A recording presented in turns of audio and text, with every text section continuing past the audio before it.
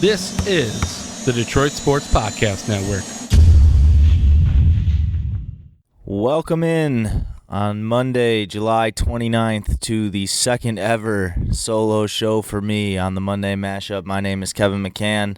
Shea is not here this weekend. This week he's in Boston enjoying himself, though the Red Sox hammered the Yankees twice. They look like they're going to get beat tonight. Either way, it's still only July. We have August in a couple of days, so my brain has not turned towards college football whatsoever yet. I have about 3 weeks to get to that. But for me today, it's going to be a quick show. We're probably just going to do about 20 minutes or so, and we'll run through what the Pistons' chances are, who the best free agents are still out there, who had the craziest summer. I'll give you a spiel about maybe I could get Adam Silver to move a team out of a city. Stay tuned for that one, and I'll tell you why Steve Ballmer's a psychopath. But let's start with the Pistons. A summer that I guess you could say is mundane. Bringing in a Derrick Rose is always a fun move to get a former MVP, even if he's, a strong emphasis on former. But it's always fun. You get a guard who's better than the guard you have starting, so it'll be just like last year, except Derrick Rose is a lot better than Ish Smith, too. When you look at their roster top to bottom, more question marks than sure things, without a doubt. You look at a guy like, am I supposed to be excited about Tim Frazier? Is that a splash that I'm really excited about? A guy who was on like 3 different teams last year. Had a couple of nice games here and there when they let him just put up crazy numbers. I remember a game they did late when Milwaukee already had everything sealed, didn't matter whatsoever, but him and Trae Young just going back and forth in Atlanta. It was fun, so maybe he'll be good. But the question marks for me mostly surround the starting 5 and really what goes into the starting 5, because I don't know if Markieff Morris is a starting 3 in this league. I don't think he is. I don't know if Sekou Doumbouya, or however you say his name, is a starting 3 in this league. I don't think he is right now. I know that Bruce Brown is not a good enough starting 2. I know that Luke Kennard is not a good enough starting 2. So who takes a step? Who becomes better? A lot of question marks, and if we're banking on Tony Snell to run the 3 all year, boy, that's bleak. Look at the Pistons' chances for the NBA title this year. There are, I think, 7 teams behind them. The Grizzlies, the Suns, the Timberwolves. A few more than 7. Okay, Grizzlies, Suns, Timberwolves, Cavs, Hornets, Knicks, Thunder, and Wizards. And honestly, if the Thunder just stand pat, that doesn't make a lick of sense. That's entirely just all speculation that the Thunder will blow this up at some point. Chris Paul and Steven Adams and everybody will be gone. But the Thunder as presently constructed are a much better team than the Pistons. That being said, the East, I don't want to say it's up for grabs because there's clearly a top or a tier of teams like Philly, Milwaukee. I would even go as far as to say Boston, and I don't think you should just count Toronto out. I know they lost a great player, a transcendent player, but I wouldn't just count them out right away. They're good teams. The Pacers are not going to be awful. We'll see when Oladipo comes back how that works. And Brooklyn, I think, honestly got a little bit worse, but will get a lot better as the year goes on, and we'll see how that works with Kyrie. All in all, I really hope that the Pistons outplay any expectation I have for them, because it doesn't look good. But let's move on. We'll get to the best free agents here remaining. Trey Burke came off the board a couple of days ago. That was a really nice pickup for Philly. I know Trey Burke gets a lot of flack for being a guy who is sort of a bust, but after a while, you kind of stop looking at the draft status and say, oh, he's a top 10 pick, and more of, is he a serviceable NBA player? And I think Trey Burke is a more than serviceable NBA player. He's a good scorer. He's not going to give you anything on defense, but you're not expecting a guy to come off the bench for 18 minutes a night and be a lockdown defender. You had that in TJ McConnell. You let that walk because it wasn't that important to you. So now you have your scorer in Trey Burke. He gets the comparisons to Iverson, which are laughably ridiculous, but I guess they both have braids sometimes. This guy still left on the board. One guy I want to look at, Jeremy Lin, had a very interesting quote today where he said he feels like the NBA sort of gave up on him, which is interesting to me. A guy who's had some injury problems as recently as 2 seasons ago. He bounced around a little bit. He got a ring this year. I'd say if you're going to go out, it's a pretty solid way to go out. He's talked a lot about wanting to play in Asia, and every time he's in Asia feeling the love and a pull to play with his brother on the same team one day. Maybe if he could get that done, that'd be interesting. I still think there's some teams that could use a Jeremy Lin in the backcourt, that could use a backup guard. I still think the Pistons are a backup guard short. I don't really want to be depending on some of the backup guards they have, but I also don't really want to be depending on Jeremy Lin. Either way, I don't know that the NBA has left him behind. I don't think it's anything malicious to leave a guy like a Jeremy Lin behind. He's a guard who banked on explosiveness. He's getting older. He's had some injuries. It might be over for him. You want a clean bucket, let's go 3 guys in a row. Lance Stevenson, Jamal Crawford, Carmelo Anthony. 3 straight guys that are just absolute bucket getters, and all 3 that come with a whole bunch of baggage. But if I'm the Pistons and I can bring Jamal Crawford in on any type of contract to just give me some punch, he's got a whole lot of familiarity playing with Blake from the Clipper days. I know he's old, but that's a guy who put up a 50-point game last year. He can still go get a bucket. He played 64 games for the Suns last year. I know that he's old. I get it, but he seems like he hasn't aged a day. The Carmelo thing's just a pipe dream for me at this point. Man, I really wish that'd be awesome. A couple of guys still out there. I don't think they're right for the Pistons, but I think could probably still get picked up. You look at a Kenneth Faried, who I think gave Houston a lot of really good minutes up to the playoffs, and then even in the playoffs wasn't a huge part of what they did, but still was a high-energy guy and brought a lot to their front court off the bench. I don't know that he's still an elite rebounder, but I still think he has a lot of bounce, or he's bouncy, if you will, and he can still get to the right spots on the floor to be effective, setting good screens, getting to that dunker spot for a drop-off. He showed that with Harden a lot, developed a good rapport. Maybe Houston brings him back.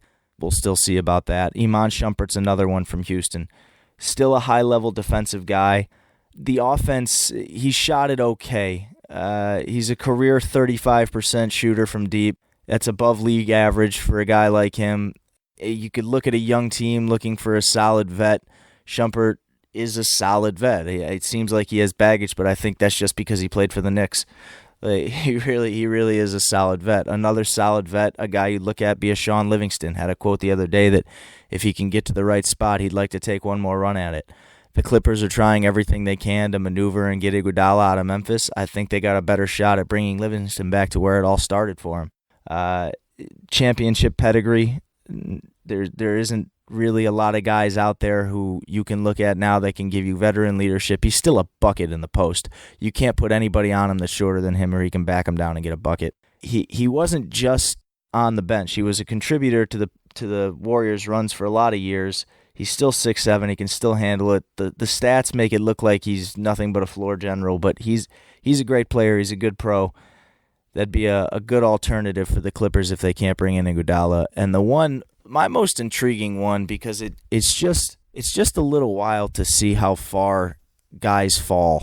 And a guy like a J.R. Smith, and I know he's an explosive guy, and he's kind of declined with age and that athleticism. I don't think it's really gone, but man, can he shoot the ball? And in today's NBA, a shot is supposed to keep you employed for a really long time. It has kept other guys employed for a long time, and the fact that J.R. Smith can't find a job, man, it just seems wild that he had to sit out a whole year. Nobody could come get him. I get it. It was the big number, and nobody wanted to come take a shot at J.R., and he's got so much other baggage, and he threw tortilla soup at Damon Jones.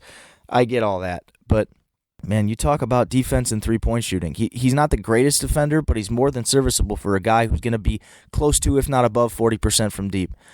He doesn't need the ball to be effective on offense, but he's still, like, you throw it to JR, he can still go get you a bucket. He's one of the best pickup players of all time.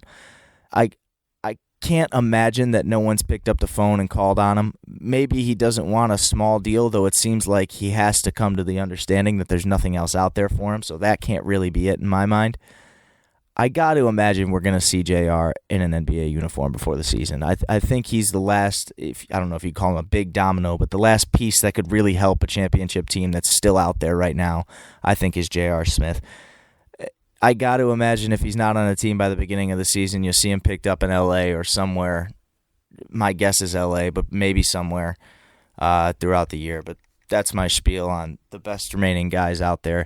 I want to talk about who had the craziest summer. And for me, you can look at, a lot of different teams and say they were wild or they spent, and there's some sneaky teams out there who kind of spent, but spent on guys to just retain guys.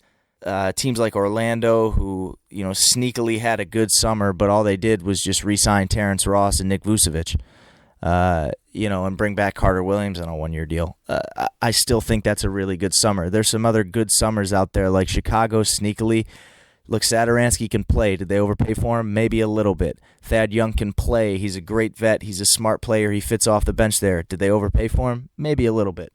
But they still got a really good set of free agents that other teams definitely wanted. You look at another crazy summer in New Orleans. New Orleans has like 12 really good players. Not really good, but 12 good players. Derek Favors, I praised him in Utah all year, a guy who shot above 60% from two. And that's all to mid-range everything, above 60%. He's going to help Utah, give a lot of good minutes and spell Zion and do a lot of different things for them. Help New Orleans, not Utah. He's coming from Utah. JJ Redick, another guy. You just bring in another guard who can shoot the ball. I just talked about a shot keeping you employed. I mean, they got so many different guys who can do so many different things in New Orleans. That's a sneaky good summer. Portland, another one. Bringing in a Hassan Whiteside, has a great relationship with Dame. Maybe a leader like Damian Lillard can kind of twist Hassan Whiteside's attitude, and he can go 180 and become an absolute force because God knows he has the body and the athleticism for it. Portland brings in a Pau Gasol. They've done a lot of nice things. If Nurkic comes back, they're going to be even stronger. There are a lot of teams that flew under the radar.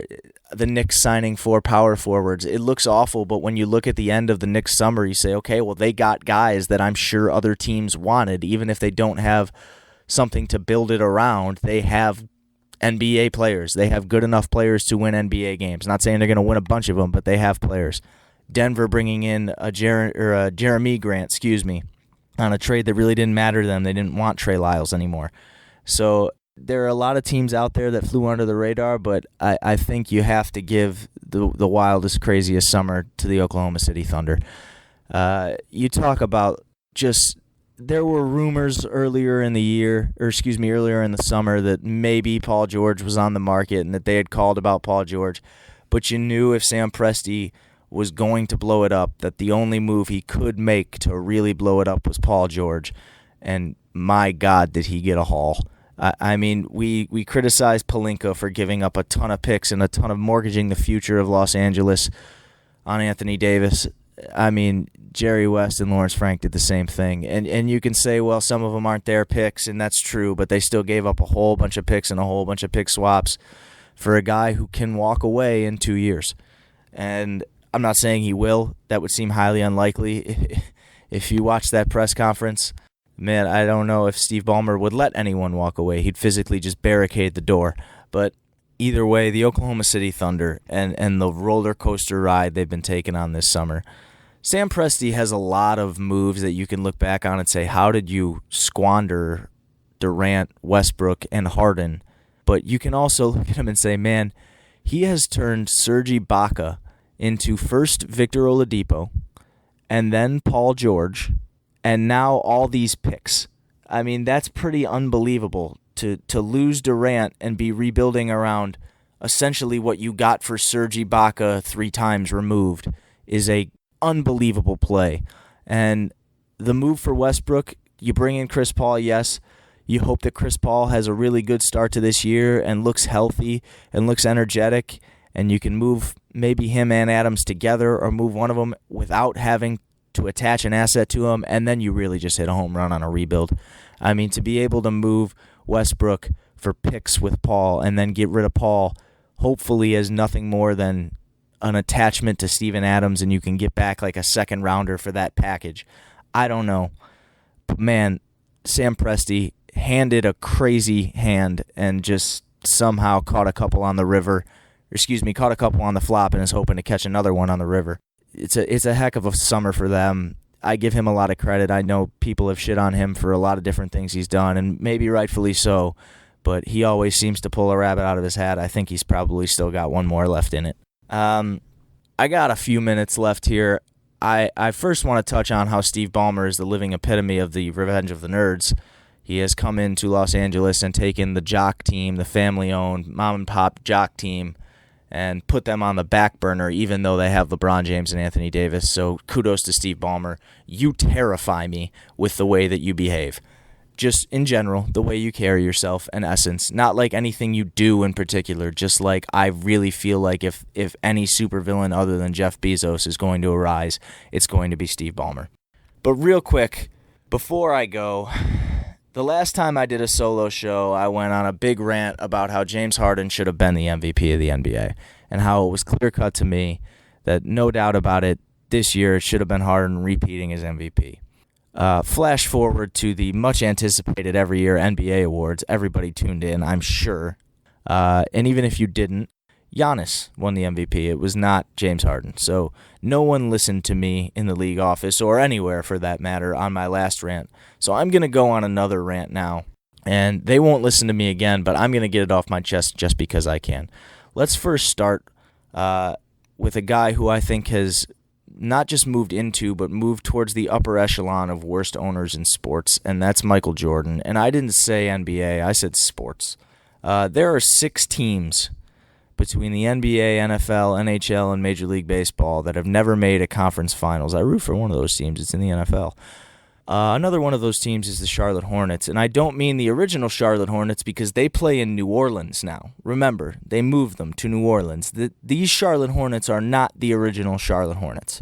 These Charlotte Hornets were the Bobcats when they traded Shaun Livingston, Steven Jackson, and a pick that would become Tobias Harris for the draft rights to Bismack Biyombo in 2011. Don't worry, they eventually traded Biyombo, and Orlando gave him a really big contract. But the next year in 2012, they drafted Michael Kidd-Gilchrist instead of the perfect two-guard complement to the guy they drafted in 2011, Kemba Walker, which would have been Bradley Beal. Later in that draft, they had the 32nd pick, the second pick of the second round, 2 picks in front of Draymond Green and Chris Middleton. They decided to take Jeffrey Taylor out of Vanderbilt. In 2015, they were offered 3 first-round picks from the Boston Celtics for the 9th pick. Michael Jordan said, "No, thank you, I'm going to draft Frank Kaminsky." In 2016, they were going to draft Pascal Siakam. They traded their pick for Marco Bellinelli, and then a year later traded Bellinelli for Dwight Howard. Steve Clifford got a team in his first year to Orlando to the playoffs this year, something that the Hornets didn't do with Steve Clifford last year. Steve Clifford was on record once saying how badly he wanted to draft Donovan Mitchell in 2017, but the Hornets liked Malik Monk's shot better, so they went with Malik Monk. They lowballed Kemba Walker really, really bad this summer, something they never should have done, but they had no problem paying Terry Rozier $20 million a year. Last year they fired Rich Cho, long overdue, and decided to bring in Mitch Kupchak, a proven winner, doing things a certain way with superstars in a big market, but also a Carolina guy, a guy Jordan likes. Hasn't worked out so far. That Bismack Biyombo guy I told you about that they sent to Orlando, gave a big contract. Well, next year they owe him, Marvin Williams, Cody Zeller, Nick Batum, and Michael Kidd-Gilchrist a combined $85 million. None of those guys is anywhere close to an all-star. Maybe 2 of them are close to serviceable NBA starters. They're capped out, arguably the worst team in the league. I mentioned their championship odds earlier in the year. There are 3 teams below them, the Knicks, the Thunder, and the Wizards. And again, the Thunder, that is completely depending on what they do and what they decide to do. They could just not pivot, and they would be infinitely better than the Hornets. Here's my plea to you, Adam Silver. Seattle needs a team really bad. Charlotte doesn't. It's a pretty easy situation. Let's do the right thing. They're building a new arena in Seattle for a hockey team. Let's get in on that. Let's have the Sonics back. All their history is in OKC, which is ridiculous. They should not be allowed to retire Sonics numbers in Oklahoma City. That should stay with the city. Oklahoma City has to build their own new history and all that if you're going to move a team, just like this one should. The Charlotte Hornets should die with the departure of Kemba Walker. That's all I have to say. That's all that needs to be said about the entire situation. Thank you guys for bearing with me this week. I know it's been weird. Me and Shea are back to our regularly scheduled programming next week. It's been like 3 weeks since we've done a show together, a wild July, and we haven't had one since the free agency special. So thank you guys for bearing with me. I will see you again next week. It was a blast. Enjoy your week. Happy Monday. I'm out.